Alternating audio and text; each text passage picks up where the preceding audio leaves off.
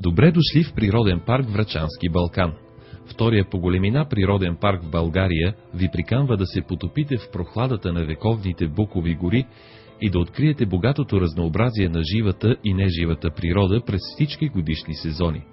Тук ще откриете многообразие от висши растения, представляващи 1/4 от флората на България, и над 160 вида птици, част от които са редки и защитени от изчезване.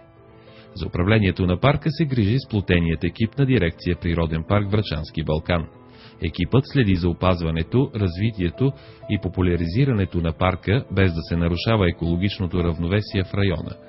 Наред с консервационните дейности, дирекцията изгражда и поддържа туристическа инфраструктура, за да се осигури приятен престой на туристите и гостите на парка. Дирекцията на Природен парк Врачански Балкан ви препоръчва да посетите пещерата Леденика, една от най-красивите пещери в България. Впечатлява с красотата на образованията си, а през зимата грабва посетителя с изящната си ледена украса. По време на организираните концерти, тук ще можете да се потопите в звуците на уникална акустика в концертната зала.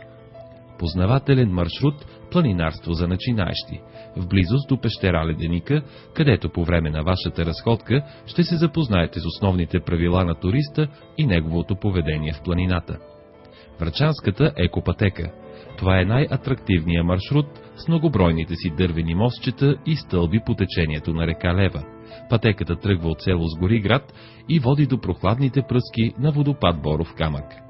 Горска пътека на приказките, където ще се потопите в приказния свят на гората и мълчуганите ще срещнат любимите си приказни герои. И за да не пропуснете нещо, непременно посетете природозащитния и информационен център Натура в град Враца.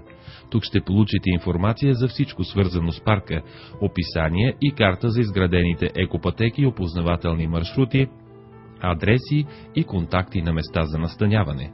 Тук ще можете и да потърсите помощта на професионални водачи, които да осигурят вашия безопасен престой в планината, както и да се запишете на курсове по езда и ски училище.